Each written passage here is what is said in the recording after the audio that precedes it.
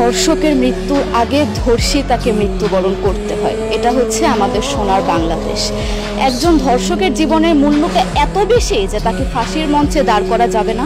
আমরা বাংলাদেশে কয়জন ধর্ষকের নাম জানি যাকে কঠোর থেকে কঠোরতম শাস্তি দেওয়া হয়েছে, যাকে ফাঁসির মঞ্চে দাঁড় করা হয়েছে? আমরা কি আদৌ কেউ জানি? জানি না। অথচ আমরা কতগুলো যারা ধর্ষিত হয়েছে তাদের নাম জানি। অনেক বড় এই লিস্ট, আসলে অনেক বড়, বলে শেষ করা যাবে না। কুমিল্লার তনু, মাগুরার আসিয়া, 2 দিন আগেও কিশোরগঞ্জে 8ম শ্রেণীর একটি ছাত্রীকে বাসা থেকে তুলে নিয়ে ধর্ষণ করা হচ্ছে। বাবার হাতে মেয়ে ধর্ষিত হচ্ছে, ভাইয়ের হাতে বোন ধর্ষিত হচ্ছে।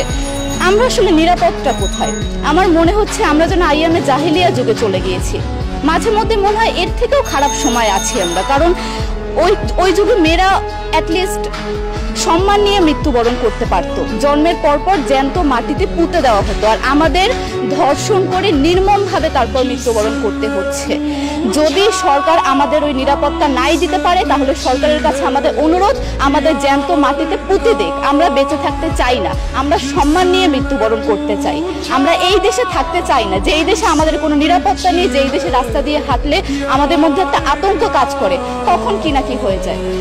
আইন উপদেষ্টা বললেন যে ধর্ষকের নাকি ফাঁসি দেওয়া সম্ভব হবে না, তাহলে নাকি নিরীহ মানুষকেও মাঝে মধ্যে ফাঁসির ব্যবস্থা করা, মিথ্যা মামলায় ফাঁসিয়ে দিয়ে ফাঁসির ব্যবস্থা করা হতে পারে।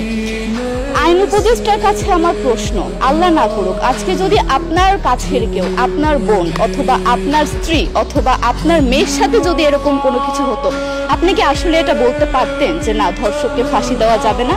কোনোদিনও পারতেন না। আপনি সবার আগে তার ফাঁসির ব্যবস্থা করতেন, সম্ভব হলে নিজের হাতে মেরে ফেলতেন। তাহলে আমাদের বেলায় কেন এত বৈষম্য? আমরা কি দোষ করেছি? আমরা কি নারী না? আমরাও তো কারো বোন, আমরাও তো কোনো বাবার সন্তান, আমাদেরও তো বেঁচে থাকার অধিকার আছে, তাই না? কিছু হলে মেয়েদের পোশাকের দোষ দেওয়া হয়। আমার কাছে প্রশ্ন, একটা 8 বছরের শিশুর মধ্যে এরকম কি থাকতে পারে যেটা একটা পুরুষকে অ্যাট্রাক্ট করবে, যেটা একটা পুরুষকে সিরিয়াস করবে?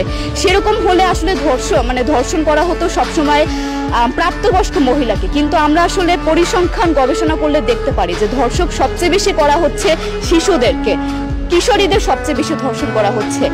দৃষ্টিভঙ্গি পরিবর্তন করুন, চিন্তা ভাবনা পরিবর্তন করুন, ধর্ষকদের আইনের আওতায় আনুন।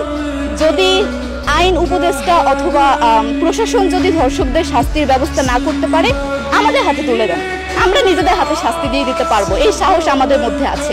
বেঁচে থাকার জন্য আমাদের যতটা কঠিন হতে হবে, আমরা কঠিন হওয়ার জন্য প্রস্তুত আছি। আমরা ফাঁসি চাই, ধর্ষকদের কঠোর থেকে কঠোরতম শাস্তি চাই। যতদিন না পর্যন্ত ফাঁসি দেওয়া হবে, যতদিন না পর্যন্ত ধর্ষকদের শাস্তির ব্যবস্থা করা হবে, আমরা আমাদের আন্দোলন অব্যাহত রাখবো।